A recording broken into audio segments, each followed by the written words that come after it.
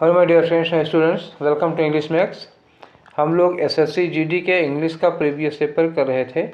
2 set हम लोग already कर चुके हैं, एक 10 दिसंबर 2021 वाला और एक 16 नवंबर 2021 वाला। 2 सेट लगा चुके हैं। आज हम लोग करने चल रहे हैं 22 नवंबर 2021 को फर्स्ट शिफ्ट में जो पेपर हुआ था तो वो करने के लिए, ठीक है। तो इस वीडियो का जो पेपर है, मतलब पीडीएफ पेपर, वो चैनल के लिंक में दिया हुआ है। चैनल के डिस्क्रिप्शन बॉक्स में एक लिंक है, उस लिंक में पीडीएफ दिया हुआ है। चाहे तो आप टेलीग्राम चैनल से उसको पा सकते हैं, चाहे तो इसी वीडियो के डिस्क्रिप्शन बॉक्स में जो पीडीएफ का लिंक दिया है वहाँ से डाउनलोड कर लीजिए। हाँ, पेपर सॉल्व करने के बाद डिस्कशन देखिए, तभी मज़ा आएगा और तभी इसका फ़ायदा होगा, ठीक है। तो चलिए स्टार्ट करते हैं, ज़्यादा टाइम ना वेस्ट करते हुए हम लोग अपना पेपर डिस्कशन। और आज का जो पहला क्वेश्चन है वो एंटोनियम का है, ठीक है।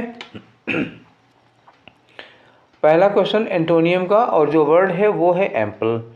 और एम्पल मैंने अमाउंट पर एक वीडियो मेरा पड़ा हुआ है जिसमें अमाउंट मात्रा पर कुछ हमने वर्ड्स दे रखे हैं, और वो उसमें बहुत सारे साइनोनियम एंटोनियम इस बात के थे, छोटा बड़ा साइज और अमाउंट को लेकर के।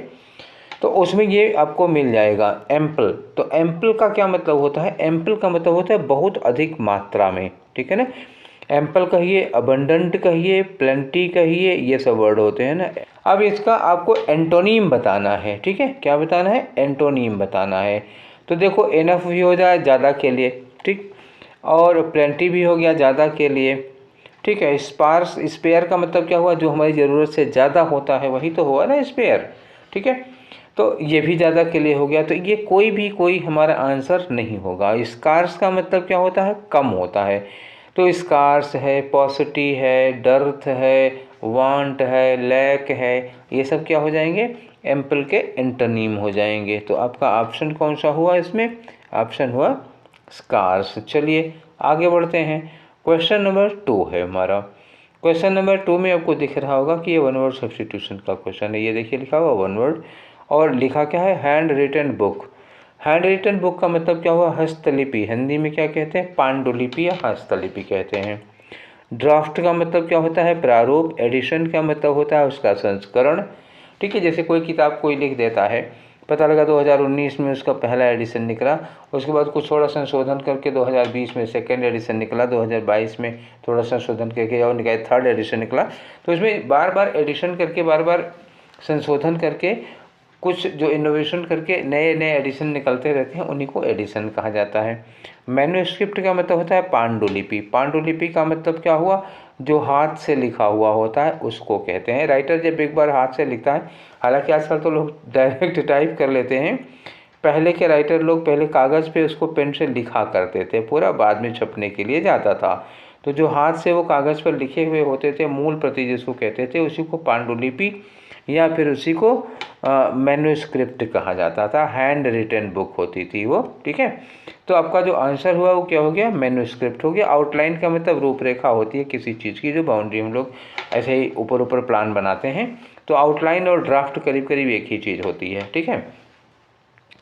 आगे बढ़ते हैं हम लोग अपने क्वेश्चन नंबर 3 की ओर। और देखो क्वेश्चन नंबर 3 में फेलर की बात है, ये खाली जगह दिया हुआ है, लेकिन इसके लिए क्वेश्चन आपको पढ़ना पड़ेगा। हिल स्टेशन, ठीक, हिल स्टेशंस लाइक दार्जिलिंग है, नैनीताल है, इस तरह के जो हमारे हिल स्टेशन होते हैं वो हमको ऑफ़र करते हैं। क्या ऑफ़र करते हैं? तो हिल स्टेशंस हमको ऑफ़र करते हैं, क्या ऑफ़र करते हैं? कोई चीज़ यहाँ पर। To weary tourist during summer. Weary मतलब क्या हुआ? थके हुए। टूरिस्ट मतलब यात्रियों को। ड्यूरिंग समर मतलब गर्मी के महीने में, गर्मी के समय में थके हुए यात्रियों को ये दार्जिलिंग और नैनीताल जैसे टूरिस्ट प्लेस जो होते हैं वो डैश ऑफ़र करते हैं। क्या ऑफ़र करते हैं? मतलब सुकून, राहत, ऐसा कोई वर्ड आना चाहिए यहाँ पे, क्योंकि किस चीज़ में राहत देते हैं? थकान, थके हुए टूरिस्ट को। तो क्या देते हैं? स्ट्रेन देंगे, तनाव तो देंगे नहीं, एक्टिविटी देंगे, कोई मतलब नहीं है। सोलेस का मतलब क्या होता है? सांत्वना। आपने ये वर्ड सुना होगा कहीं पे, सांत्वना। सांत्वना मत बोलना, कुछ लोग इसको सांत्वना बोल देते हैं, ये सांत्वना होता है। इसको आप कह सकते हो कंफर्ट, ठीक है। क्या कह सकते हो? कंफर्ट देते हैं, तो सोलेस दे सकते हैं। हाँ, ये बात सही कहा इन्होंने कि दार्जिलिंग और नैनीताल जैसे जो टूरिस्ट प्लेस हैं वो गर्मी में थके हुए, वियरी टूरिस्ट्स को क्या दे सकते हैं, सोलेस दे सकते हैं, कंफर्ट दे सकते हैं, रिलीफ दे सकते हैं, ये सारे वर्ड्स आ सकते हैं। ठीक है। और एड का मतलब, इस AID एड का मतलब होता है हेल्प देते हैं। तो वो थके हुए यात्रियों को हेल्प देते नहीं बल्कि सांत्वना, राहत, सुकून देते हैं। तो इसलिए यहाँ राहत और सुकून वाला वर्ड क्या लगेगा, सोलेस आपका सही आंसर होगा। अब आ जाओ क्वेश्चन नंबर 4। तो क्वेश्चन नंबर 4 एक बार फिर वन वर्ड सब्स्टिट्यूशन का क्वेश्चन है। देखो ये लिखा वन वर्ड, और देखो स्टेटमेंट क्या दिया हुआ है, ये दिया है statement, something that can be carried easily, आराम से जो एक जगह से दूसरे जगह पे ले जाया जा सकता हो, वो चीज़ क्या होगी, पोर्टेबल होगी। एक चीज़ होती है हैंडी भी, हैंडी का मतलब जिसको आराम से हाथ में लिया जा सकता है। हैंडी क्या चीज़ होगी, कोई ऐसी चीज़ जिसको आप मुट्ठी में या हथेली में पकड़ के ले सकते हैं, उसको हैंडी कहा जाता है। तो कुछ लोगों को लग रहा होगा कि ये होगा, लेकिन अगर यहाँ हाथ में ले जाने लायक लिखा होता तो हम कहते हैंडी होगा, लेकिन खाली ये लिखा है कि जिसको हम आसानी से कहीं ले जा सकते हैं, तो उसके लिए पोर्टेबल होता है। ठीक है। कन्वीनियंट, सुविधाजनक होता है, कुछ कुछ तो ये भी ठीक है, रीचेबल, जहाँ पहुँचा जा सकता है। तो ये करीब करीब थोड़े मिलते जुलते साइनोनिम, कोई मिलते जुलते वर्ड हैं, लेकिन इसका जो सटीक वर्ड होगा वो होगा क्या, पोर्टेबल होता है। जिसको एक जगह से दूसरी जगह तक कैरी करना आसान होता है, उसको हम लोग पोर्टेबल कहते हैं। हाथ में ले जाने लायक होता तो हैंडी कह देते, क्योंकि इस तरह का कोई स्टेटमेंट नहीं है, इसलिए वो आंसर नहीं होगा। अब आ जाते हैं क्वेश्चन नंबर 5 पर। ये देखो खाली जगह दी हुई है, तो मतलब करना क्या है आप सबको समझ में आ ही रहा है। द स्पोर्ट्स मिनिस्टर, ठीक, खेल मंत्री, dash the badminton association officers that all help will be given to them to conduct the tournament. Badminton association के अधिकारियों को उन्होंने कहा कि टूर्नामेंट कंडक्ट कराने के लिए जो भी ज़रूरी हेल्प होगी वो आपको दी जाएगी। तो स्पोर्ट्स मिनिस्टर ने एसोसिएशन के अधिकारियों को क्या किया होगा, बैडमिंटन मतलब स्पोर्ट्स मिनिस्टर ने कमिट किया उनको। तो अगर कमिट होता तो कमिटेड के बाद टू लगता, तो यहाँ टू दिया हुआ नहीं है, इसका मतलब कमिटेड नहीं लगेगा। ठीक है। और एश्योर्ड, एश्योर्ड का मतलब क्या होता है, आश्वासन देना। ठीक है, ये क्या हो गया, आश्वासन देना। जैसे हम किसी से कोई चीज़ कहें और उन्होंने हमको कहा कि ठीक है हाँ हाँ चलिए ये काम हो जाएगा, तो ये आश्वासन देना हो जाएगा। एसर्टेन का मतलब क्या होता है, किसी चीज़ को फिक्स कर देना। ठीक है, जैसे कोई रूल वगैरह के से कोई चीज़ फिक्स हो जाती है तो असर्टेन है। एक्चुअली ये किससे बना हुआ है, सर्टेन से बना हुआ है। सर्टेन का मतलब होता है ना निश्चित है, और इसी एसर्टेन में AS लगा करके इसको वर्ब बनाई गई। एसर्टेन का मतलब होता है निश्चित करना। अच्छा, ये कोई निश्चित करने वाली बात नहीं है। नेता होता वैसे भी आप लोग जानते हो कि एश्योरेशन ही दिया करते हैं। ठीक है। और डिमॉन्स्ट्रेटेड मतलब प्रदर्शन करना, इसका यहाँ कोई मतलब नहीं है। इसके बाद ये टू लगता है, ये भी नहीं हो पाएगा। आपके पास दो ऑप्शन बच रहा है, एसर्टेन्ड और एश्योर्ड। तो एसर्टेन्ड का मतलब होता है निश्चित करना, तो यहाँ निश्चित थोड़े ने किया, उन्होंने आश्वासन दिया है। तो आश्वासन देने के लिए आपका आंसर नंबर क्या होगा, 3rd होगा, एश्योर्ड लगाया जाएगा। ठीक है। अब आ जाइए आप धीरे से क्वेश्चन नंबर 6 में। क्वेश्चन नंबर 6 कह रहा है कि यहाँ पे दिया है कोई ग्रामेटिकल एरर। तो ये 4 पार्ट दिए हुए हैं, देखें किस पार्ट में कोई ग्रामेटिकल एरर है। नो एरर का ऑप्शन नहीं दिया हुआ है, इसका मतलब एरर ही ढूंढनी पड़ेगी आपको। तो हम लोग पहले देखें द फोटोग्राफर क्लाइंब। देखो बच्चा, गलती तो यहाँ हमको मिल गई। फोटोग्राफर क्या है, फोटोग्राफर है सिंगुलर सब्जेक्ट, और क्लाइंब क्या है, वर्ब की फर्स्ट फॉर्म, यानी कि ये प्लूरल वर्ब लगी हुई है। तो सिंगुलर सब्जेक्ट के साथ प्लूरल वर्ब कभी लगती नहीं है, किसी भी सूरत में गलती यही होगी। तो ये लिखा है photographer climb the tree and took pictures. Took pictures, ये टुक क्या है, ये दूसरी वर्ब है जो वर्ब की सेकेंड फॉर्म में दी हुई है। तो टुक तो हम फोटोग्राफर के साथ अगर यूज करें तो करेक्ट हो जाएगी, लेकिन क्लाइंब नहीं हो पाएगी। ठीक है, एक बार फिर आप सेंटेंस को पूरा पढ़िए। The photographer climb the tree and took pictures of the leopard chasing its prey. एक लेपर्ड है जो अपने शिकार का पीछा कर रहा था, उसी की पिक्चर लेने के लिए फोटोग्राफर पेड़ पर चढ़ गया। ठीक है, तो पेड़ पर पिक्चर लिया, तस्वीरें ली, टुक पिक्चर्स, ये पास्ट इंडेफिनिट में है वर्ब की सेकेंड फॉर्म में। और क्लाइंब द ट्री, तो क्या जब पिक्चर लिया, तस्वीर लिया पास्ट में, तो पेड़ पे प्रेजेंट में थोड़े ना चढ़ेगा, तो पेड़ पर भी पास्ट में ही चढ़ा होगा, तभी तो पास्ट में तस्वीरें ली। तो ये जो क्लाइंब लिखा हुआ है, इस क्लाइंब की जगह क्या होना चाहिए, क्लाइंब्ड हो गया। ठीक है, क्या होगा, क्लाइंब्ड होगा। इसलिए कौन सा पोर्शन गलत हुआ आपका, ये आपका पोर्शन ये गलत हुआ, ये वाला। ठीक है, फोटोग्राफर क्लाइंब्ड वाला। तो आंसर क्या हो गया, फर्स्ट वाला हो गया। ठीक है, समझ में आ गया। अब आगे बढ़ते हैं क्वेश्चन नंबर 7 में। तो क्वेश्चन नंबर 7 क्या है, select the most appropriate synonym. ये साइनोनिम लेना है। वर्ड क्या है, कन्वर्ट करना। अब कन्वर्ट करने का मतलब क्या होता है, कन्वर्ट करना मतलब हुआ चेंज करना, एक्टिव से पैसिव में कन्वर्ट करना, डायरेक्ट से इनडायरेक्ट में कन्वर्ट करना, हिंदी से इंग्लिश में कन्वर्ट करना, चेंज करना या उसको ट्रांसलेट करना। तो ये कन्वर्ट करना होता है ना, बदलना, चेंज करना। तो डैजल मतलब चकाचौंध करना, ट्रांसफॉर्म का मतलब बदलना, फॉर्म को चेंज करना। तो ट्रांसफॉर्म का मतलब भी क्या हो जाता है, चेंज करना हो गया। तो ये हमारे दो साइनोनियम हो गए।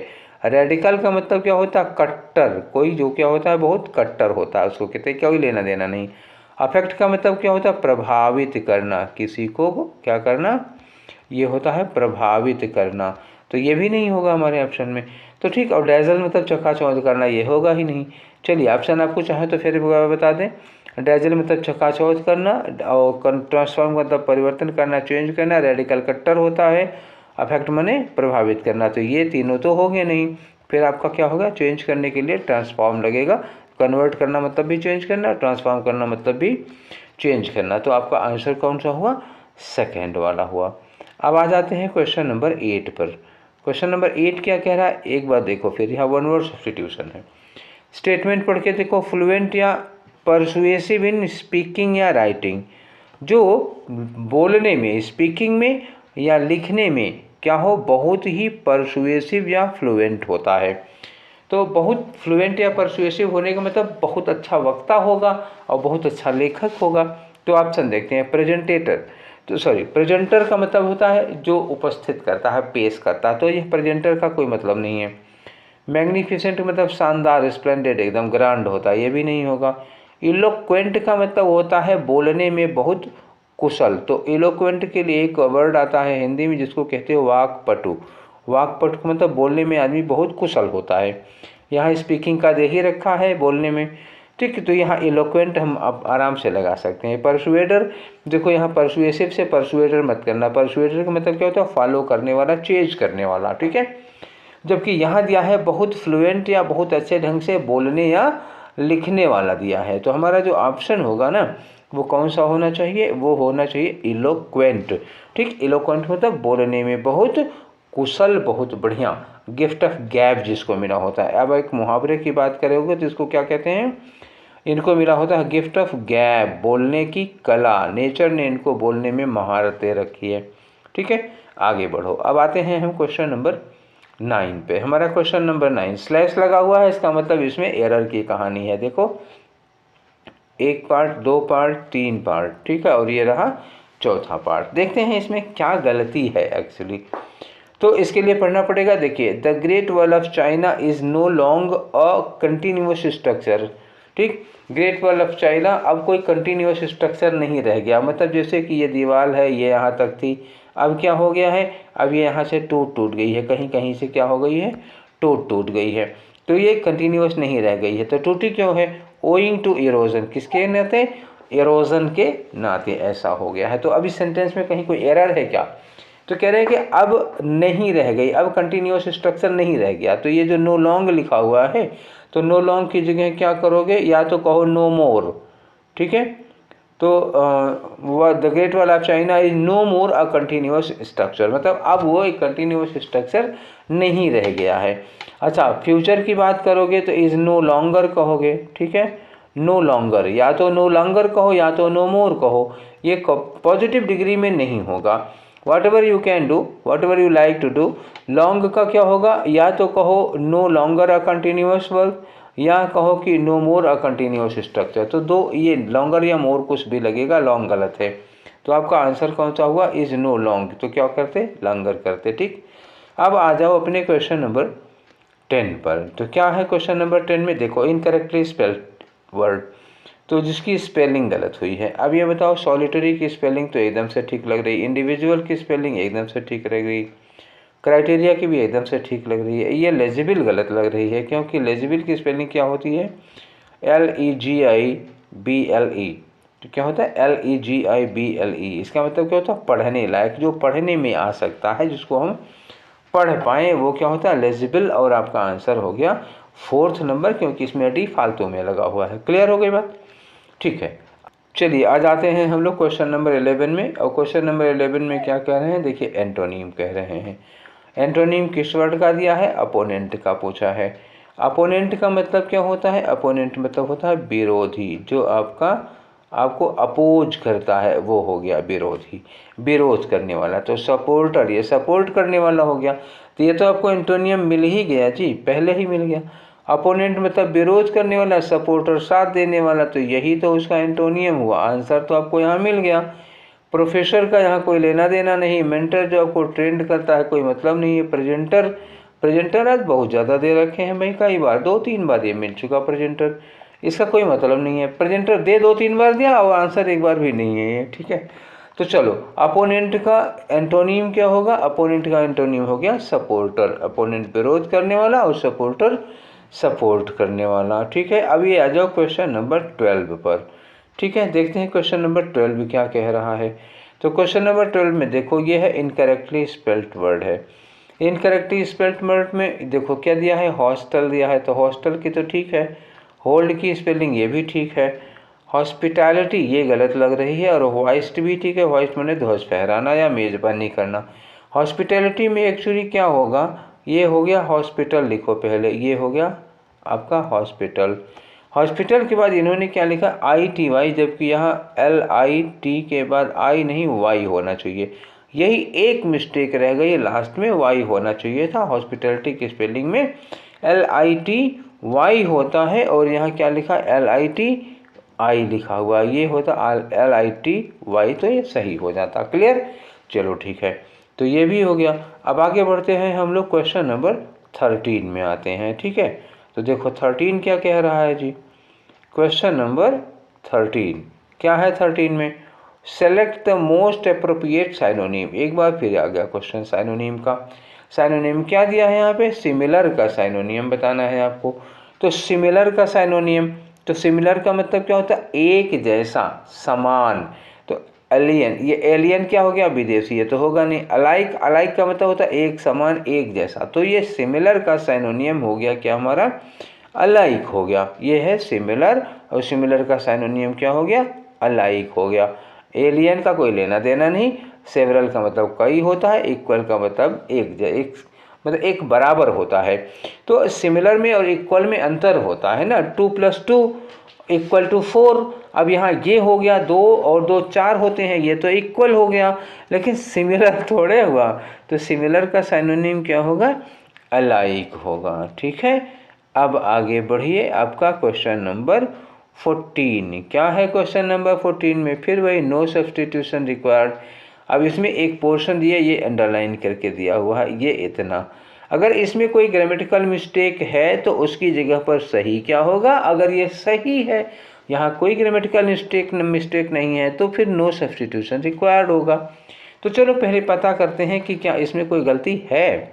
लिखा if you are in trouble, अगर आप मुसीबत में हो, तो Tommy is the friend, Tommy हमारा ऐसा दोस्त है, हु स्टैंड्स बाय यू, ठीक है, ऐसे लिखा है, ठीक। तो यहाँ पे क्या लिखा, if you are in trouble, अगर आप मुसीबत में हैं, तो Tommy is the friend who stands by you, जो कि आपके साथ खड़ा होगा। तो अब अगर हम हु स्टैंड की जगह लगा दें, Tommy is the friend will stand by you, तो ये तो बात नहीं बनी। और Tommy is the friend was stand by you, ये भी नहीं चीज़ बना। Tommy is the friend stood by you, भाई टॉमी इज़ द फ्रेंड के बाद हमें ये हो तो लेना ही पड़ेगा। अगर हो नहीं लेंगे तो फिर गड़बड़ हो जाएगा ना। तो फिर इसमें क्या हो गया, इसमें होगा नो सब्सटीट्यूशन रिक्वायर्ड। बात समझ में आ गई, इसमें कोई गलती नहीं है, क्योंकि इस हु की हमें ज़रूरत ही है। लिखा if you are in trouble Tommy is the friend, Tommy हमारा वो दोस्त है जो हमेशा हमारा साथ देगा। तो कनेक्ट करने के लिए हु की ज़रूरत थी ही, और हु जो कि किसके लिए लगा, फ्रेंड के लिए लगा, टॉमी के लिए, तो वर्ब में हमें एस लगाना पड़ता, क्योंकि वर्ब सिंगुलर चाहिए थी। तो आपका क्या हो गया, नो सब्सटीट्यूशन रिक्वायर्ड। अब आ जाओ नेक्स्ट क्वेश्चन में, क्वेश्चन नंबर 15 है। क्या कह रहे हैं क्वेश्चन नंबर 15 में, देखो एक एडियम दिए है, उसका मतलब पूछ रहे हैं, to pull a fast one on someone, to pull a fast one on someone का मतलब होता है किसी को ठगना, किसी को चीट करना। तो ये आंसर कौन सा हो गया? सेकेंड वाला। ठीक है, अब आ जाओ क्वेश्चन नंबर 16। ये 16 क्या कह रहे हैं? देखो यहाँ कहा इन्होंने कि if the neighbours had not, if the neighbours had not, अब हैड नॉट लगा तो यहाँ वर्ब की थर्ड फॉर्म लगानी है, डैश फूड।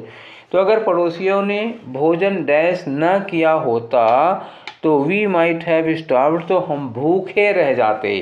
तो पड़ोसियों ने क्या न किया होता भोजन का, तो हम भूखे रह जाते, तो प्रोवाइडेड होगा। ठीक है, if the neighbours had not provided food, अगर पड़ोसियों ने भोजन ना दिया होता तो हम लोग भूखे रह जाते। तो ये प्रोवाइडेड सबसे बढ़िया हो गया।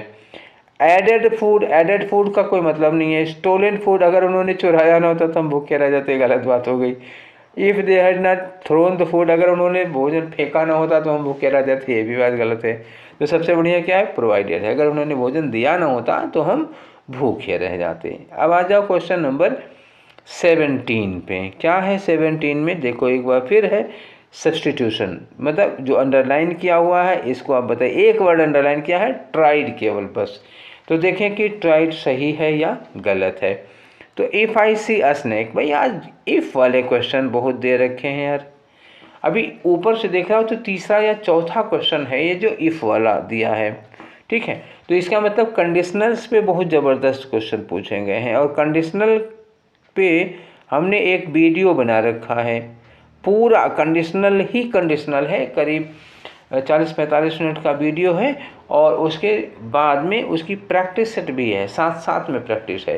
तो आप लोगों में जिन लोगों को अपना कंडीशनल कंफर्म करना हो, मतलब मैं ये नहीं कह रहा हूँ कि आपको नहीं आता, अगर आपको कोई डाउट है, कोई शंका शुबहा है आपके ऊपर, तो आप अपना कंडीशनल्स दुरुस्त करने के लिए वो वीडियो देख लीजिए। चैनल में, चैनल के डिस्क्रिप्शन बॉक्स में लिंक है, उसका भी है। ठीक है, जो भी ज़रूरी है वो मैंने दे दिया है, तो लिंक उसका भी दे दिया हूँ। कंडीशनल्स के नाम से है, प्रैक्टिस सेट भी है और ग्रामर उसका रोल भी है, एक दिन पूरा एक लेक्चर है। ठीक है, आप लोग देख लीजिए। 3-4 क्वेश्चन तो अभी अभी देख रहा हूँ मैं, इसी में आ गए हैं इफ़ से। ठीक, तो उसको देख के कंफर्म कर लीजिएगा, पूरा तैयार कर लीजिएगा। If I see a snack, इसमें कौन सी है? फर्स्ट वाली कंडीशन, इफ़ आई सी। अगर मैं देखो इफ़ के बाद क्या लगा है? प्रेजेंट इंडेफिनिट लगा है। अगर मैं एक सांप देखता हूँ तो आई ट्राइड, देखो ये पास्ट में हो गया। ये सी क्या है? फर्स्ट फॉर्म में है। ये ट्राइड क्या है? सेकेंड फॉर्म में। हो गई ना गलती? अगर इफ़ के साथ आप प्रेजेंट लगाए हो तो रिजल्ट किस में होगा? फ्यूचर में होना चाहिए ना। उसमें मैंने ये बता रखा है आप लोगों को कि इफ़ के साथ अगर हम प्रेजेंट यूज करते हैं तो अगला जो टेंस होगा सेंटेंस का वो किस में होगा? विल शैल के साथ वर्ब की फर्स्ट फॉर्म यानी कि प्रेजेंट इंडेफिनिट में होगा। ज़्यादा डिटेल में आप वहाँ देख लीजिए इसको। ठीक है, तो यहाँ क्या होगा? Will try. क्या होगा यहाँ पे? Will try. If I see a snake, अगर मैं एक सांप देखता हूँ तो I will try to catch it. तो क्या होगा? I will try to catch it, ये हो जाएगा। ठीक है, अब आ जाओ 18 नंबर पे। ये 18 नंबर का क्वेश्चन थोड़ा आपको बड़ा लग रहा होगा। ठीक है, यहाँ क्या दिया हो? फिर वही सब्स्टिट्यूशन। ये देखो अंडरलाइन, ये देखो यहाँ पे इतना पोर्शन अंडरलाइन किया हुआ है। यहाँ देखिए लिखा indirect questions will be used while seeking information about an embarrassing subject। क्या कहा? Indirect questions will be used while seeking information about an embarrassing subject। कोई एम्बैरसिंग सब्जेक्ट हो, सपोज ऐसी कोई सब्जेक्ट हो, ऐसा कोई मुद्दा हो जिस पर मतलब शर्मिंदगी फील होती हो, तो उसके बारे में इंफॉर्मेशन लेने के, जानकारी लेने के लिए कैसे क्वेश्चन पूछे जाते हैं? तो उसके लिए इनडायरेक्ट क्वेश्चन पूछे जाते हैं। अब एक सेंटेंस इस तरह का सेंटेंस बन रहा है कि एम्बैरसिंग सब्जेक्ट पर इंफॉर्मेशन लेने के लिए इनडायरेक्ट क्वेश्चन पूछे जाएंगे या पूछे जाते हैं। तो चूंकि एक प्रिंसिपल है, ये क्या है? एक थ्योरी है, एक प्रिंसिपल है कि एम्बैरसिंग सब्जेक्ट पर इनडायरेक्ट क्वेश्चन पूछे जाते हैं। अच्छा, प्रिंसिपल है तो प्रिंसिपल अभी एक कॉलेज के प्रिंसिपल नहीं है, ये सिद्धांत है, एक प्रिंसिपल है। तो प्रिंसिपल के सेंटेंस जितने भी होते हैं वो सब किस में होते हैं? हमेशा सारे के सारे क्वेश्चन इंडेफिनिट में होते हैं। क्या करोगे आप? और वो भी प्रेजेंट इंडेफिनिट। इंडेफिनिट भी किसका? प्रेजेंट का इंडेफिनिट होगा। तो आप यहाँ पे क्या यूज करो? Present indefinite. अच्छा, क्योंकि पैसिव वॉइस लगानी है, इनडायरेक्ट क्वेश्चंस ये सीधे तो पूछेंगे नहीं, तो आर यूज्ड की जगह क्या हो जाएगा? विल यूज्ड की जगह क्या होगा? आर यूज्ड हो जाएगा। कौन सा आंसर लगाएंगे आप? तो एम्बैरसिंग क्वेश्चंस आर यूज्ड, ठीक है ना, क्या लगाओगे, embarrassing questions are used while, ये तो गलत हो गया, व्हाइल के साथ सीक लिखा है, गलत हो जाएगा, ठीक है। Are used while seeking information, ये ठीक है, ठीक है। Are used while seeking information, 2 बार लिखा, अच्छा नहीं ये गलत हो गया, आर यूज्ड लिखा हुआ है, देखिए मैंने निशान लगा तो दिया था लेकिन आर के साथ ये यूज लिखा हुआ है, फर्स्ट फॉर्म नहीं लगेगी पैसिव में, वर्ब की थर्ड फॉर्म लगती है। यहाँ सीक लिखा हुआ है, सीकिंग होना चाहिए, ये गलत हुआ, यहाँ लिखा आर यूज्ड, ठीक, are used while seeking information, ये सही है, ठीक है। इनडायरेक्ट क्वेश्चन पूछे जाते हैं जब एम्बैरेसिंग सब्जेक्ट पर कोई क्वेश्चन पूछा जाता है तो, और ऐसा क्यों हुआ, क्यों हम इसको फ्यूचर इंडेफिनिट से प्रेजेंट इंडेफिनिट में ले आए, क्योंकि ये एक सिद्धांत की बात कर रहा है, एक थ्योरी प्रिंसिपल की बात कर रहा है, इसलिए यहाँ आर के साथ आईएनजी फॉर्म प्रेजेंट इंडेफिनिट की पैसिव वॉइस में होनी चाहिए। अब आ गया हमारा क्वेश्चन नंबर 19। क्वेश्चन नंबर 19 में क्या है, एक इडियम दिया है, to kick the bucket. To kick the bucket का मतलब क्या होता है, मतलब स्वर्गवासी हो जाना। देखो इस पर भी बहुत क्वेश्चन आया, जो 16 नवंबर वाला क्वेश्चन अभी पिछली बार हम लोगों ने किया था, 16 नवंबर का 16 नवंबर 2021 शिफ्ट 1 का पेपर था जो हम लोग पिछली बार किए थे, ठीक है, सेकेंड वाले, उसमें भी एक वर्ड इसी का था, लीव फॉर हेवनली अबोर्ड, ऐसे था ना, लीव फॉर हेवनली अबोर्ड, या नहीं ये था उसमें ब्रीथ वंस लास्ट, ये नहीं था, दिया हुआ था ब्रीथ वंस लास्ट, इसका मतलब ये था आखिरी सांसें लेना, अंतिम सांसें लेना, और उसका मतलब क्या था, टू डाई। अच्छा पिछले वाले में भी दिया था और आज वाले में फिर दे दिया किक द बकेट। मतलब क्या हुआ, जो मैंने आपको बताया था, मेरा एक शॉर्ट वीडियो है, ठीक है, चैनल पर ही एक शॉर्ट वीडियो है जिसमें मैंने कहा था कि मृत्यु होना या डेथ से रिलेटेड कितने वर्ड्स हैं। तो पिछले वाले वीडियो में भी मैंने इसका लिंक डाला था, जिन लोगों ने देखा होगा, नहीं तो फिर देख लीजिए। आज वाले में फिर इसी क्वेश्चन पे देखिए, यहाँ पर मैं डिस्क्रिप्शन बॉक्स में डाल दे रहा हूँ, तो वहीं पर ये लिंक डाल दे रहा हूँ, ये आप देख लीजिएगा। डाई को क्या क्या कह सकते हैं, कितने इडियम्स इसके लिए यूज किए जाते हैं, ठीक है, तो यहाँ से कंफर्म हो जाएगा। लगभग उसी में से जो मैंने बताया उसी में से सारे के सारे क्वेश्चन हैं, ठीक है। अब आगे आ जाओ क्वेश्चन नंबर 20 पर। तो क्वेश्चन नंबर 20 क्या कह रहा है, ये एक बार एरर का क्वेश्चन है, देखो यहाँ लिया हुआ है, एरर लिखा हुआ है। अब इसमें स्लैश लगा नहीं है कहीं पर, देखो कोई स्लैश नहीं दिया हुआ है, इसका मतलब क्या हुआ, इसका मतलब हुआ कि सेंटेंस में आप छांटिए, Rama's scores in half yearly examination, ठीक है, रामा का जो स्कोर है हाफ ईयरली एग्जामिनेशन में are best than Raghu's scores, वो रघु के स्कोर से अच्छा है। तो बेटा ये दैन लगा हुआ है और ये बेस्ट लिखा हुआ है, तो सुपरलेटिव डिग्री के साथ दैन लगता नहीं है, ये बात तय है। तो अब यहाँ दैन गलत है कि सुपरलेटिव डिग्री गलत है, ये भी तो देखना है भाई। अब हम बेस्ट लगाएं या फिर दैन लगाएं, दोनों में से एक चीज़ लग सकती है। तो पहले हम ये देखेंगे कि कंपेयर किसके में हो रहा है, कि रामा के स्कोर में हो रहा है और रघु के स्कोर में हो रहा है। तो किसमें 2 पार्टीज हैं जिनमें हम लोग कंपेरिजन कर रहे हैं, और अगर कंपैरिजन हम 2 पार्टीज में करते हैं तो हम लोग कौन सा यूज़ करते हैं, कॉम्परेटिव डिग्री यूज़ करते हैं, सुपरलेटिव नहीं यूज़ करते हैं। इसका मतलब कि बेस्ट गलत है, इस बेस्ट की जगह क्या होना चाहिए, बेटर होना चाहिए, और बेटर के साथ तब दैन ठीक हो जाएगा, यानी बेस्ट जिसमें होगा वही हमारा आंसर होगा। तो बेस्ट किस में लिखा है, आर बेस्ट दें, तो ये बेस्ट गलत है, यानी कि आपका आंसर क्या होगा, फर्स्ट वाला होगा, ठीक है। अब चलिए आगे बढ़ते हैं। अब ये क्वेश्चन करते हैं, ये क्लोज टेस्ट का क्वेश्चन है, एक पैराग्राफ होगा, देखो कंप्रीहेंशन है, और एक पैराग्राफ होगा जिसमें आपको खाली जगह भरना है, ठीक है। तो आ जाओ, पैराग्राफ थोड़ा बड़ा था तो हमें इसके फॉन्ट को छोटा करना पड़ा। आप पढ़ पा रहे होंगे आई थिंक कि आराम से, नहीं तो थोड़ी मेहनत कर लीजिएगा। पॉल्यूशन पे लिखा हुआ पैसेज है, पढ़ते हैं। Pollution is the dash of environment and the biggest problem across globe. जो पॉल्यूशन है उसको क्या कहते हैं, पॉल्यूशन डैश चीज़ है, कहाँ है, एनवायरनमेंट में डैश चीज़ है। तो क्या है, पॉल्यूशन जो है एनवायरनमेंट में गड़बड़ी या एनवायरनमेंट में प्रदूषण को कहा जाता है, मिलावट को कहा जाता है। और ये चीज़ क्या है, biggest problem across the globe, पूरे ग्लोब पर, पूरे क्या कहते हैं, धरती पर ये सबसे बड़ी प्रॉब्लम है।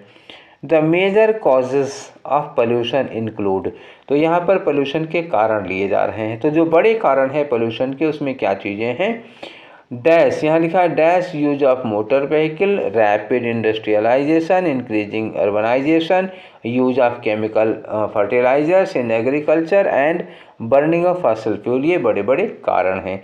तो इंक्लूड के बाद यहाँ लगा दिया जाएगा। मतलब क्या हुआ, बड़े पैमाने पर अगर देखा जाए तो लिखा हुआ है कि major causes of pollution include use of motor vehicle. तो ये कंटिन्यू तो चला जा रहा है, अगर हम इसको यहाँ पे हटा ही दें तो कोई दिक्कत नहीं है। Pollution, major causes of pollution include use of motor vehicles. तो लेकिन अब यहाँ पे जो लिखा हुआ है यूज ऑफ मोटर व्हीकल्स, इसके पहले यहाँ क्या लगाना हो, बहुत ज़्यादा, जो हम कहेंगे मोटर व्हीकल्स का या इंडस्ट्रियलाइजेशन का बहुत ज़्यादा हो जाना। तो यहाँ बहुत ज़्यादा के सेंस में कोई वर्ड लाना होगा। ठीक है, आगे बढ़ जाते हैं। तो यहाँ लिखा it has a dash effect on human health. तो इसका ह्यूमन हेल्थ पर एक डैश इफेक्ट पड़ेगा, जाहिर सी बात है निगेटिव, खराब इफेक्ट पड़ेगा ना, खतरनाक, बुरा, नुकसानदायक इफेक्ट पड़ेगा। तो यहाँ कोई ऐसा वर्ड आएगा। फिर आगे लिखा हुआ है air pollution causes respiratory diseases. ठीक है, अब देखो ये लोग भी शुरू हो गए इसी में, कुत्तों के भौंकने की आवाज़ आ रही होगी ना। ये टाइम हो गया इन लोगों का, अब ये भी शुरू रहेंगे। चलो कोई बात नहीं। तो यहाँ लिखा air pollution causes respiratory diseases, other diseases related to lungs. ठीक है, ये हो गया। आगे लिखा है noise pollution impair the dash senses and causes stress. अब सीधी सी बात है, पोल्यूशन कैसा है, पोल्यूशन अगर नॉइज पोल्यूशन है तो किसको नुकसान करेगा, किस सेंस को नुकसान करेगा। जैसे यह कान से रिलेटेड वर्ड होगा ना, अगर ये नॉइज पोल्यूशन है तो ये कान से रिलेटेड वर्ड यहाँ आना चाहिए। And causes stress. अब आगे आ जाओ वाटर पोल्यूशन। वाटर पोल्यूशन क्या होता है, water pollution pollutes water which is mainly harmful for aquatic animals. वो पानी में रहने वाले जीवों के लिए नुकसानदायक है। The responsibility of dash the pollution is in the hands of human being. Pollution को डैश करने की जिम्मेदारी ह्यूमन बींग के हाथों में है। तो ये 5 नंबर पे क्या होगा, तो पोल्यूशन को कम करने की जिम्मेदारी, या तो ये होगा कम करने की जिम्मेदारी, या होगा कि पोल्यूशन को समाप्त करने की जिम्मेदारी, या होगा पोल्यूशन को कंट्रोल करने की जिम्मेदारी। जाहिर सी बात है इसी तरह के वर्ड यहाँ आने चाहिए। ठीक है, अब चलो एक एक करके भरते हैं। तो सबसे पहला वाला फिलर जो है ब्लैंक नंबर 1, इसके लिए हम क्या करेंगे कि पोल्यूशन हमारे एनवायरनमेंट में डैश चीज़ है और ये वो एक ग्लोबल लेवल पर बहुत बड़ी प्रॉब्लम है। तो पोल्यूशन हमारे एनवायरनमेंट में क्या है, हमारे एनवायरनमेंट में मिक्सचर है कि कंटेमिनेशन है कि इम्प्योर है कि एडल्ट्रेशन है।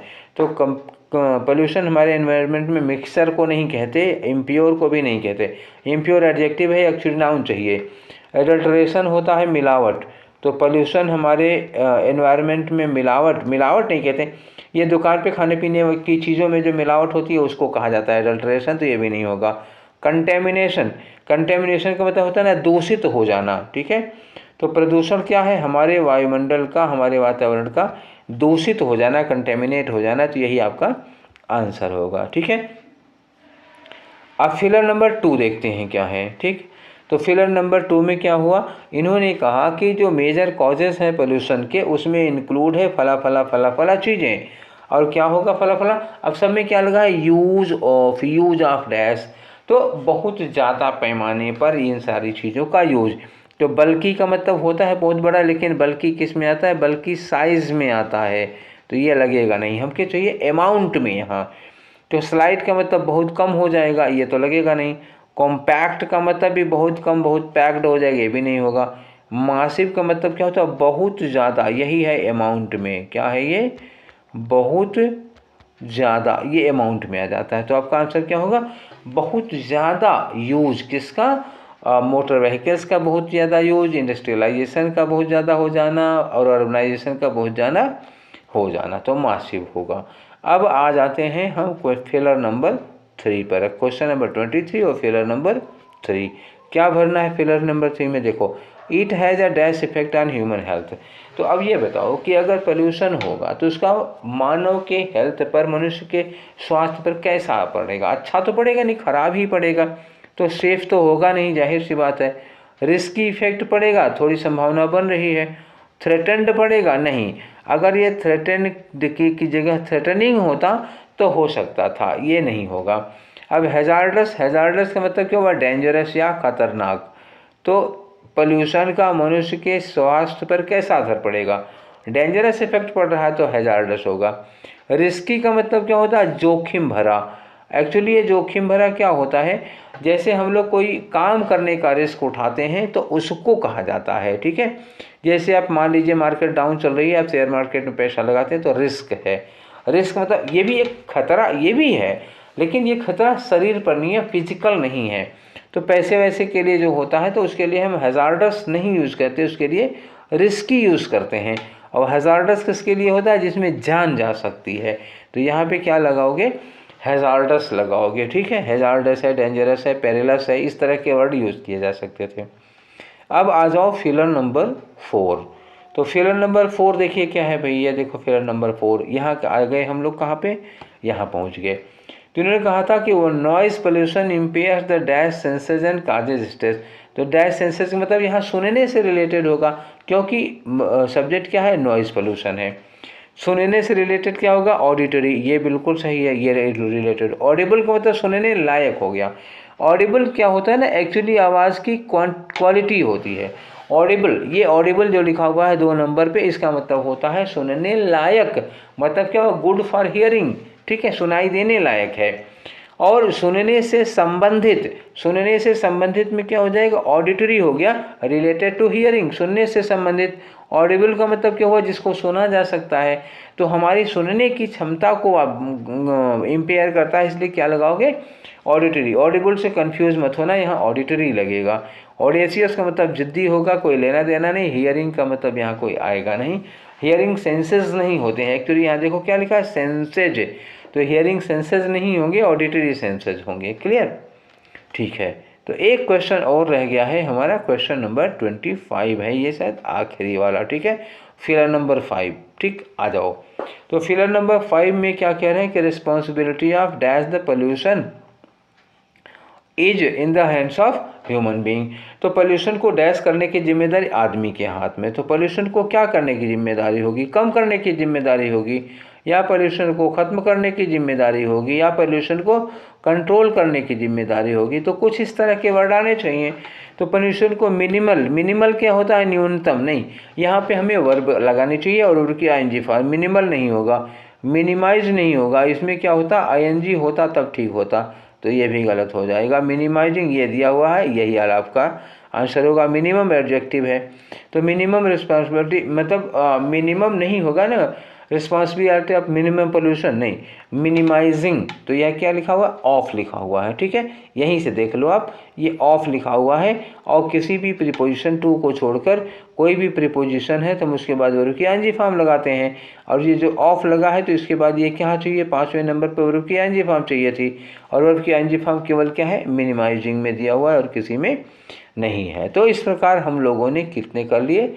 25 question. We have done 25 question of SSC GD English from previous paper of 22 November 2021, ठीक है। फर्स्ट शिफ्ट का पेपर है ये। इसके पहले भी 2 पेपर हम लोग लगा चुके हैं, अब अगली बार लगाएंगे हम लोग आपका सेट 4, ठीक है। तो ऐसे ही ये एक एक करके हफ्ते में 1-2 सेट लगाते रहेंगे जब तक आप लोगों का एग्ज़ाम होगा, तब तक 2021 वाले हम सारे ख़त्म कर देंगे, ठीक है। तो ये सेशन आप लोगों को कैसा लग रहा है, और अपनी राय दीजिएगा हमें। और अगर वीडियो अच्छा लग रहा हो तो लाइक शेयर करिए, सब्सक्राइब करिए, और दोस्तों को भी शेयर करिए। जो लोग SSC GD का एग्ज़ाम देने जा रहे हैं उन लोगों को भी बताइए, ठीक है। तो फिर मिलते हैं नेक्स्ट सेशन में। Till then take care, thank you.